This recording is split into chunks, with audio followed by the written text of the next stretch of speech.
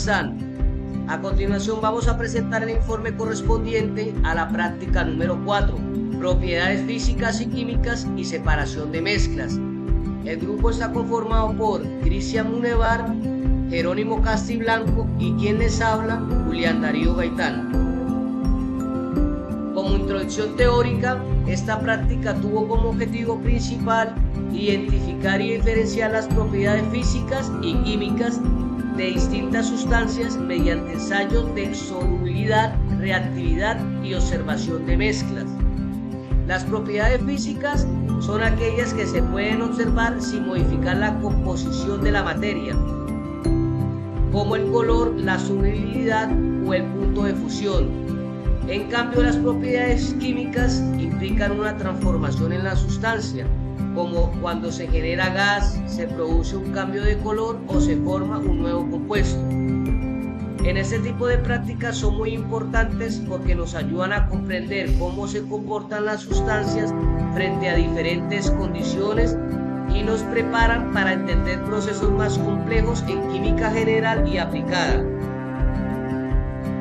En cuanto a los materiales y reactivos, usamos sustancias muy comunes en el laboratorio, como lo es la arena, el cloruro de sodio, magnesio, ácido clorhídrico, hierro, azufre, cloruro de bario, sulfato de sodio, bicarbonato de sodio, agua y aceite.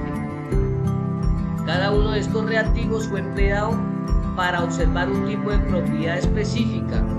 Por ejemplo, el cloruro de sodio y la arena se usaron para probar solubilidad, mientras que el magnesio y el ácido clorhídrico se usaron para observar una reacción química. En cuanto a los materiales, usamos tubos de ensayo, gradillas, pipetas, embudo de filtración y encantación, cápsula de porcelana, vaso de precipitados, imán, balanza, plancha de calentamiento. En general, el desarrollo de esta parte nos permitió ver cómo las sustancias se comportan según su naturaleza física o química.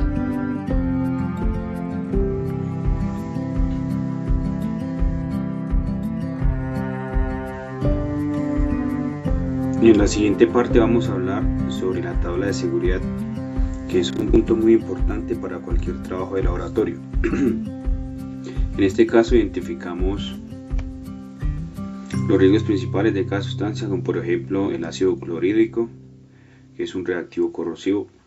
Por eso siempre debe manipularse con guantes, gafas y bota.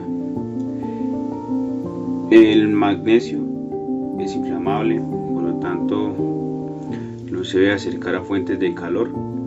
En cambio, sustancias como cloruro de sodio o el bicarbonato de sodio no presentan riesgos importantes, pero igual se recomienda mantenerse en buenas prácticas de seguridad. Esto nos recuerda que la seguridad no solo depende del tipo de sustancias, sino que también de cómo se manipula. En cuanto a los resultados, observamos comportamientos diferentes según cada experimento.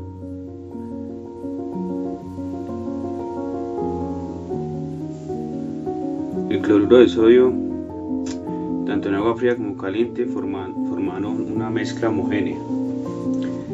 La arena no se disolvió, formando una mezcla heterogénea. El magnesio reaccionó con el ácido clorhídrico, produciendo gas hidrógeno, lo que evidencia una propiedad química. El aceite y el agua no se mezclaron, confirmando una mezcla heterogénea. Y finalmente el cloruro de bario reaccionó con el sulfato de sodio para formar un precipitado blanco de sulfato de bario, una clara señal de un cambio químico. Estas observaciones fueron clave para entender cuáles procesos físicos fueron físicos y cuáles. Y bueno, ya para finalizar esta videoconferencia, quiero hacer énfasis al análisis de resultado y a las conclusiones finales.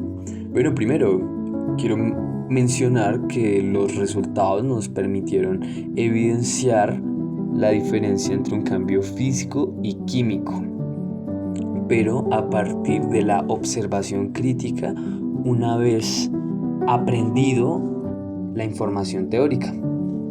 Es decir, que nosotros ya habíamos visto este tema de manera teórica, pero sí es importante observarla, pero a través de una observación crítica con la información ya aprendida. De esa manera podemos tener resultados más precisos. Quiero también hacer un énfasis a dos mezclas que me llamaron mucho la atención, por la forma en la que se evidencia si el cambio es físico o químico. En el caso del cambio físico, cuando se disolvió el cloruro de sodio en agua, que vimos que el agua seguía completamente normal y el cloruro de sodio se disolvió sin ningún inconveniente, sin ninguna reacción, por lo cual podemos decir que es un cambio físico. Mientras que por otro lado, muy curiosamente, cuando mezclamos el magnesio con el cloruro de hidrógeno, ¿qué pasó? Vimos que liberó un gas y ahí evidenció ya de una manera más notoria el cambio químico. Eso por un lado. Por el otro lado, también aprendimos a diferenciar a partir de la observación crítica las mezclas homogéneas y heterogéneas.